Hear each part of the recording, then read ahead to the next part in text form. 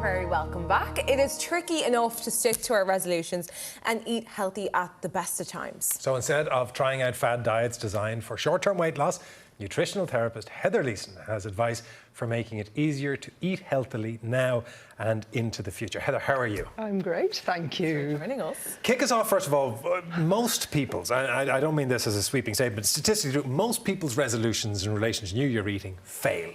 Why? 95%.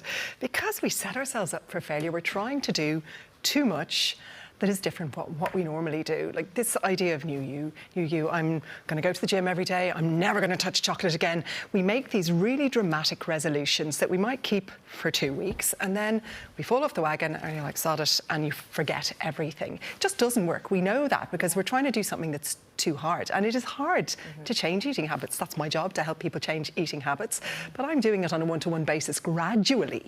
And you know, you can't leap in and make so many changes. You're much better to make 1 or 2 small changes that you can keep up forever. That's going to benefit your health more than something you do dramatically for 2 weeks and then you give up and you feel bad for the rest of the year. I do think it stems from the guilt of Christmas week, and then you go in making this huge change. So you're saying people should stick to 1 or 2 goals for the whole year? Yeah, for good. Like, it's not just for January like a puppy, it's for good. And it needs to be something small, realistic, achievable. Not like I'm never going to eat chocolate again, but maybe I'm not going to eat chocolate Monday to Friday, or not I'm never going to have coffee again, because, you know, life is a little bit too short for that, but maybe I'm going to limit myself to 2 coffees by lunchtime. But it is every also, day. though, it has to be a permanent change, because you hear people saying, well, I'm going on the X diet. Yeah. You know, well, No. If that's going to be a short, if you come off it, you'll just go back to where you were. It's like, actually, Paul, the financial guy earlier, was saying, it's saving a little bit every week.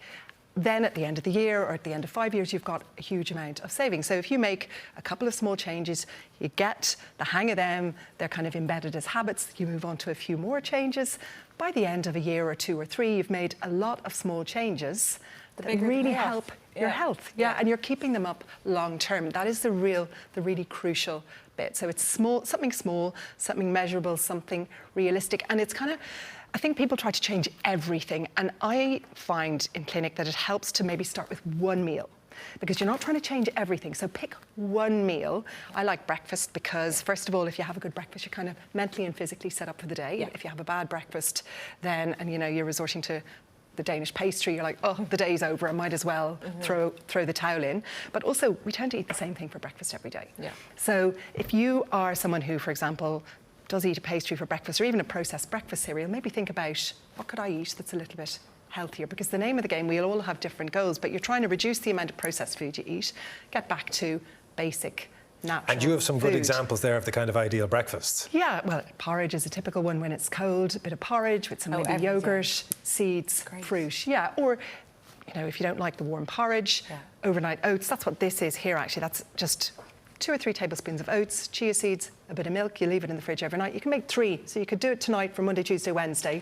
In the morning, put a bit of yogurt, a few berries or whatever you have on top. Frozen berries are absolutely brilliant. You've got 3 breakfasts there all ready to go. You can bring them with you. You can have them at home. The recipes on our website. Frozen berries, so you can have a freezer full of them, and you don't have to be getting fresh fruit all the time. I think it's almost meal prep, and like prepping for every single breakfast meal of the week. 100%. So it's about your environment and planning your environment and planning a step ahead. So if you do want to, I don't know, reduce the snacks, if you've got a cupboard full of stuff that you love but know you shouldn't be eating, it's going to be impossible. So get rid of them.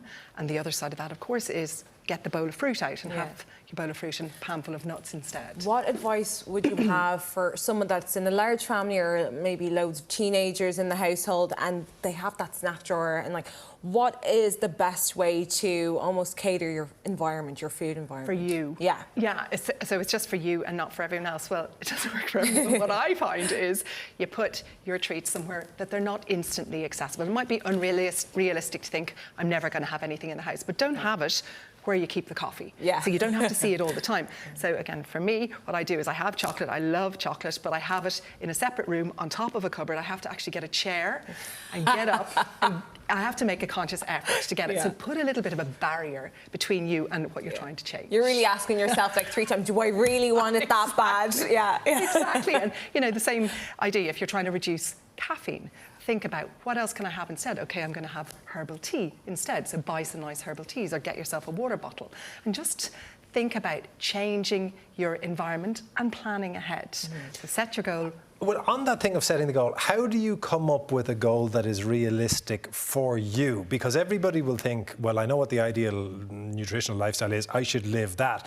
But if that's a million miles away from your current daily life, it's unachievable. Yeah, pick something that you think you'll get more bang for your buck, that's simple, like changing your breakfast. Or if your weakness is eating a biscuit with your coffee at 11 o'clock and you're trying to give that up, then that is your goal. You write it down, you think, okay, Monday to Friday, for example, I'm going to have an apple and a few nuts instead, and set up your environment. Yeah. But you don't have to do it all the time either. I think that's another thing that might be helpful. So you're not looking for perfection, because that's unachievable. You think, right, I'll do it 5 days a week, or I'll give myself a day off. If my goal is to, I don't know, eat 5 can you go completely bananas on the day off? Can you have a 10,000 calorie day if you want? If that's what floats your boat. But you might find you don't want it after a while. But you want a kind of a get out clause. And equally, you know, if you're out on a Wednesday and you end up doing the thing that you're trying not to do, well, then you've done it, back on the wagon, you've had your day off, and the rest of the week should be good. You're giving yourself a bit of an opportunity to not throw in the towel completely. It's these small steps, thinking about what small change can I make? Where will I get the bang for my buck? Is it my breakfast? Is it my snack? Is it my lunch? Because I always end up, you know, having a takeaway for lunch or just buying a sandwich. Instead, could I, you know, bring in my dinner from the night before? Back to your idea of planning, Katya, plan ahead. Or could I buy, or make, even better, but buy a soup, bring it with me, something with a nice short list of ingredients that has visible chunks of veggies in it, and have that with a nice slice of bread for my lunch. So think about where you will get more bang for your buck. You've loads of healthy alternatives that we will run through. So we went through the porridge. And what's this one here? Is this a lunch alternative? Yeah, so this is just rice, veggies, and I'd normally put salmon on it, and I'd have that maybe for in the fridge. Do it in the evening, plan ahead, and have that for lunch tomorrow or the next day. It's all ready to go. Or you make a big vat of soup.